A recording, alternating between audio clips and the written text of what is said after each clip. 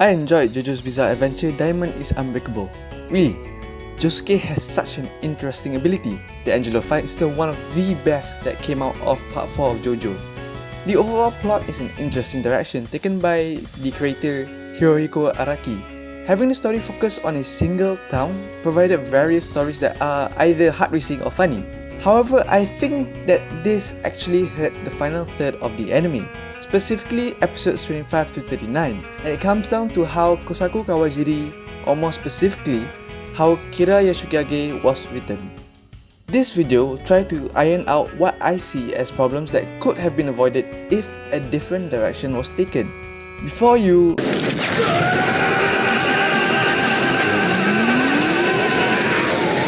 that dislike button and write down comments without watching the video, I want to be clear that I'm not saying that Araki-sensei's work was bad.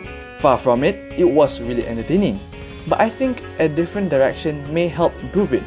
So, I'll first talk about the problems I see holding back Diamond is Unbreakable before diving into what direction could be better for the story. If you've seen videos by Nando V Movies, then this will be of a similar format. The first problem is Yoshikage's father, Yoshihiro Kira. He's dead but became a ghost and helped his son in his murderous tendencies because he loves him very much. Now, love is a strong motivator to support your son, but to support his killing spree and kill for him as well? I guess the nature to kill runs in the Kira family. However, that isn't my main issue with Yoshihiro. My main gripe is the fact that he uses the arrow to create stand users to take down the Duang gang. It amazes me how a ghost in a photo has the ability to convince people to kill strangers for no clear reason. Let me be clear, Yoshihiro stabbed people with the arrow, which gave them stand abilities and then manipulated them to take down the Duang gang. Some enemies were really good, like Fungami Yuya with Highway Star, but most have very vague motivations to do battle against the Duang gang. I doubt that Yoshihiro has the influence Dio had in Stardust Crusaders, so for Araki to choose to have Yoshihiro mirror Dio in this way is a poor creative choice in my perspective. Second, Hayato. Okay, who in the hell records their parents the way Hayato does? Why does he do it? Is he just curious about his parents? What does he even do with all those recordings? Yes, Hayato is crucial to the plot of Diamond is Unbreakable, but ultimately he is just a plot device and not a well-written character. The third issue is, why didn't Joseph use to find Kira?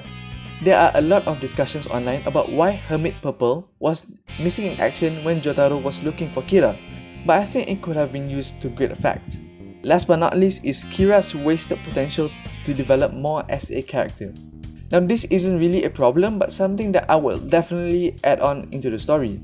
Kira faced off against Stray Cat and he was glad that Shinobu didn't get her eyes harmed during the battle, and he contemplated why he felt glad. Yeah, I'm gonna make sure Kira gets a development in that direction. So, with these 4 problems in mind, my solution will first revolve around Joseph being an active player in the search for Kira. In episode 22, Joseph said that he and Jotaro will have to help out in the search for Kira. So, the first order of business is to let Joseph use Hermit Purple to find Kira. Before I move on, in this rewrite, I'm gonna have Joseph use Hermit Purple a total of 4 times, each use bringing us a different direction in the plot. So, the first use will show us a sewing kit, a reference to the button from Kira's jacket, which then leads on to episodes 23 and 24, in which Jotaro and Koichi do battle with Kira. So everything pretty much goes the same. They meet Jotaro,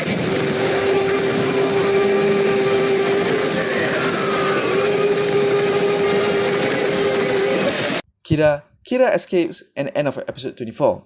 Then, after realizing that Kira has assumed a different identity, Joseph uses Hermit Purple again, this time revealing nails. Sure enough, the Duang gang goes to Kira's house, finds the nails, and gets the arrow. Another big change is that Yoshihiro never did become a ghost. That means Kira himself got a hold of the arrow through sheer luck, maybe luck smiles upon him a lot, or by other means.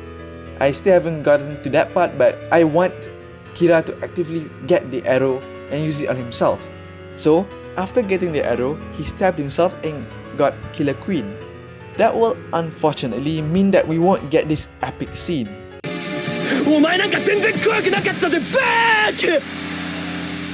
On a more important note, The photo of nails will also signify Kira's struggle to adapt to his lifestyle as Kosaku Kawajiri. We get pretty much the same scenes of him paying rent, making dinner, struggling to copy his handwriting and such. In this rewrite, I want to focus a lot on Kira, as the Duwang gang has had a lot of screen time. We get the same scene of him wanting to murder beautiful ladies and nearly succumbing to his urges to kill Shinobu. My next big change will be that Hayato won't be recording what his parents are doing. He's just a regular child, very introverted and very reserved. However, he will notice changes in his dad and question what is going on with him. Now this will be pivotal to the eventual duel between Kira and the Duwang gang. However, that means Bites the Dust is off the table. It is absolutely terrifying and really dealt attention to 11 in the final stages of Diamond is Unbreakable. I just feel like it is far too convenient for Kira to have such an ability, and the ability is restricted to only a few episodes. I think Killer Queen is already powerful as it is, so removing Bites the Dust will still be a good move. So, all of Kira's struggles in adapting into a different life will be shown in about 2 episodes. After a few days, Joseph uses Hermit Purple once again, only to reveal a photo of a blue cat.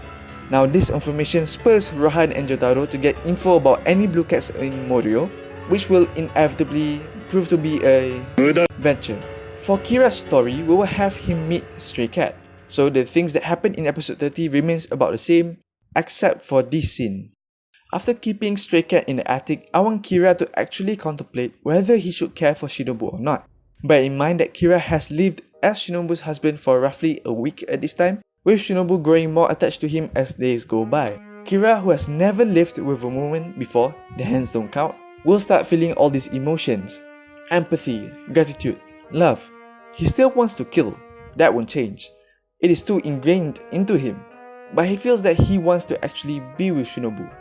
Now I picture a scene where after killing a lady, he will feel immensely satisfied after finally releasing his urges. But when he returns home and is greeted by Shinobu, he will also feel satisfaction, but only a different kind. Now, is this a complete change in his personality? I will argue that no, this is perfectly in line with his ideals of living a quiet life. He can perfectly live a quiet life as a caring husband while continuing his killing spree. This, I think, provides depth for Kira's character. If he is to face the Duwang gang, he will not only be fighting for his quiet life, but he will also be fighting for a life with Shinobu. This is what will provide the tension to the eventual battle between him and the gang. To clarify, I don't want him to go head over heels for Shinobu in an instant. Let's get him to help out in the kitchen, clean the house, and perhaps even go for a picnic with the family. Let Kira be comfortable with the family, and further providing motivation for Kira to protect this quiet life. All seems to go as planned until Hayato becomes too curious. In Diamond is Unbreakable, Hayato probed into Kira and found out he had a strange ability and recorded him killing 2 people as well. That eventually led to Kira facing off against Hayato, getting Bites the Dust, and the showdown between Kira and Josuke. In my rewrite, I would like Kira to notice Hayato always being cautious and wary every time they meet. Hayato starts asking questions like, why are you using shoes of a different size and such? Kira slowly but surely becomes agitated and aims to get rid of Hayato. Kira will think Shinobu will get sad for Hayato's death, but she will always have her loving and caring husband by her side. This will be the time that Joseph decided to use one last time. The photo that will pop up will be that of Hayato, and this will begin the Duwang gang search for Hayato. Let's get the Speedwagon Foundation to identify Hayato's face, get his address, and let the Duwang gang plan to ask Hayato a bunch of questions. The setup will be that on a cloudy morning, Kira noticed Jotaro, Rohan, and Koichi asking Hayato questions as they intercept him on his way to school. Kira realizes that his identity is in danger and plans to get rid of them now once and for all. He won't be able to have a peaceful day if he knew the Duwang gang was right on his doorstep. He devised a plan to use Stray Cat to aid him. Knowing both Star Platinum and Echoes have a short range, he will use Stray Cat's bubble to blow up Jotaro, Koichi, and Rohan. After maybe a quick scene of him frantically figuring out how to use Stray Cat, he was ready to get rid of them until Josuke and Okuyasu saw Killer Queen. They are late like the original scene in Diamond is Unbreakable and saw by chance how Kosaku Kawajiri was handling Killer Queen. They get confused. Let's have Okuyasu say something like, Killer Queen belongs to Kira, so you must be Kira. And in a fit of rage, Okuyasu leapt towards Kira to use only to be attacked by a bubble, his torso gravely injured. So everything plays out pretty much the same except for Hayato exploding. I will have Kira attacking Josuke for a bit before Josuke drags Okuyasu into the house. The fight scene in the house will play out a bit differently too, with Kira going for instincts, landing 2 close calls before Josuke attacked Kira using the glass shards. Maybe even throw in sheer heart attack. Let the odds be so stacked against Josuke. This fight will be better as there will be no commentary by Hayato, and we will get to see how both Kira and Josuke plan to use their stance to the fullest. I would also like Kira to have inner monologues on about how he needs to protect his quiet life and how he wants to go back home, greeted by the woman he cares for. The rest of the fight plays out the same until Kira finally gets caught by the Wang gang. We will have Josuke incapacitate both of Kira's hands by using the same technique he did with Angelo. Kira will be treated by a nurse before frantically attempting to run away. He knows he's been beaten and will never live a quiet life. In his attempt to escape, Jotaro uses Star Platinum to punch Kira, causing him to fall and get his head crushed by the real hero, the ambulance. And that will be the end of my Diamond is Unbreakable rewrite. There are probably a few issues here and there, but I think this rewrite will help out iron out the issues that I perceived. Instead of 15 episodes, this rewrite will take about 7 to 8 episodes, creating a tighter plot in the end. A lot will have to be sacrificed. I